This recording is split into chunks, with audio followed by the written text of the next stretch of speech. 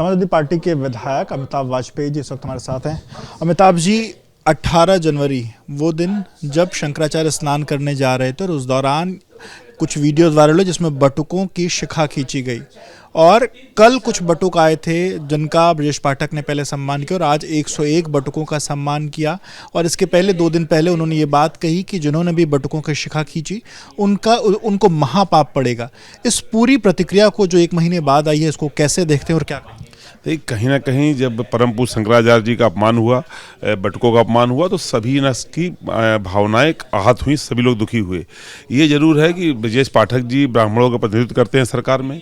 1 महीना लग गया उनको अपने भाव बाहर करने में। मैंने सुना उन्होंने कहा कि पाप पड़ेगा, तो पाप तो सबको पड़ेगा, केवल उस जो पुलिस के अधिकारी थोड़ा पड़ेगा। पाप तो उन सबको पड़ेगा, जो उनको कंट्रोल कर रहे थे उसके भागीदार वो भी बनेंगे। अब शायद वो पाप का प्रायश्चित करने की सोच रहे हैं, वो बटुकों को सम्मान कर रहे हैं, पर ये असली प्रायश्चित नहीं है। अगर पाप का प्रायश्चित करना है तो दोष करने वाले दोषी को सही सजा मिले, और दोषी हैं मुख्यमंत्री। तो मुख्यमंत्री या तो इस्तीफा दें, या अगर मुख्यमंत्री का इस्तीफा न ले पाए तो ब्रजेश पाठक जी अपना इस्तीफा दें। इस्तीफा दिए और लिए बगैर इस महापाप का प्रायश्चित संभव नहीं है।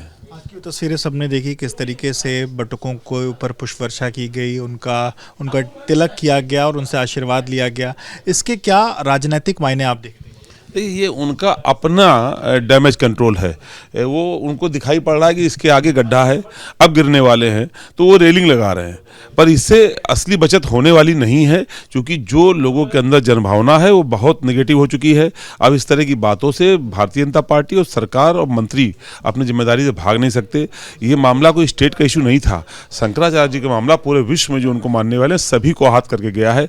इस तरह की छोटी छोटी घटनाएं करके सबकी भावनाएं ठीक नहीं हो सकती। आज हमारी सीधी मांग है कि ब्रजेश पाठक जी अगर ले सकते हो तो मुख्यमंत्री का इस्तीफा ले लें, और ना ले सकते हो तो अपना इस्तीफा दे करके तब इस पाप का प्रायश्चित करें। मोहन भागवत जी भी इस वक्त लखनऊ के दौरे पर हैं, 2 दिनों से वो लखनऊ में हैं, और ये सब कुछ भी इन्हीं 2 दिनों में हुआ है। क्या मोहन भागवत के यहाँ आने और ये सब कुछ होने का भी कहीं कोई लिंक आप देखते हैं? हमें नहीं पता कि वो लोग कैसे काम करते हैं, कैसे आरएसएस काम करती है, कैसे भारतीय जनता पार्टी काम करती है, हमको नहीं पता। लेकिन वो कोई भी हो, चाहे वो मुख्यमंत्री हो, चाहे वो उप मुख्यमंत्री हो, चाहे वो प्रधानमंत्री हो, चाहे वो आरएसएस चीफ हो, कोई भी हमारे शंकराचार्य से बड़ा मान सम्मान प्रतिष्ठा में नहीं है। इन सबको मिलकर शंकराचार्य जी से माफ़ी मांगनी चाहिए। सीएम ने भी कल लगभग 40 मिनट तक मुलाकात करी थी। आज दोनों डिप्टी सीएम ने भी मोहन भागवत से मुलाकात करी है। आपको क्या लगता है 2027 के पहले क्या बड़ा संदेश मोहन भागवत ने इनको दिया और क्या मैसेज दिया? मोहन भागवत जी के बारे में कोई टिप्पणी से नहीं करना चाहता कि उनके कमरे में क्या बात हुई है, क्या नहीं हुई, इस बारे में हम लोग को टिप्पणी नहीं है। राजनीतिक विषय और सामाजिक विषय ये है कि हमारे धार्मिक गुरु का अपमान हुआ है और उसने सबको आहत किया है, उसकी माफ़ी सरकार को मांगनी चाहिए।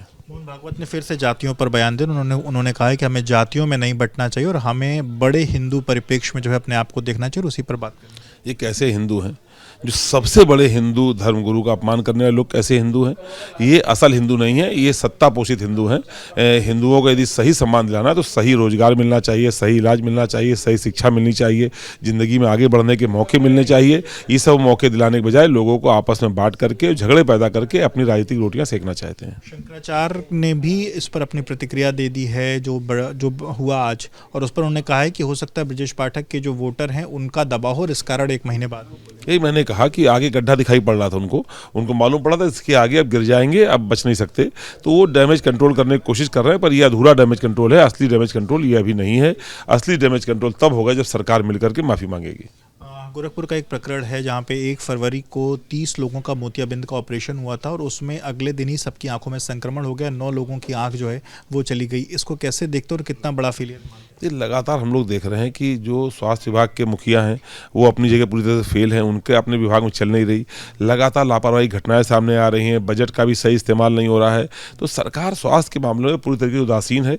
इनके पास एक धार्मिक नफरत के अलावा दूसरा कोई एजेंडा नहीं है। सरकार इन सब विषयों को देख नहीं रही। ये लोगों की ज़िंदगी से खिलवाड़ करना उचित नहीं है।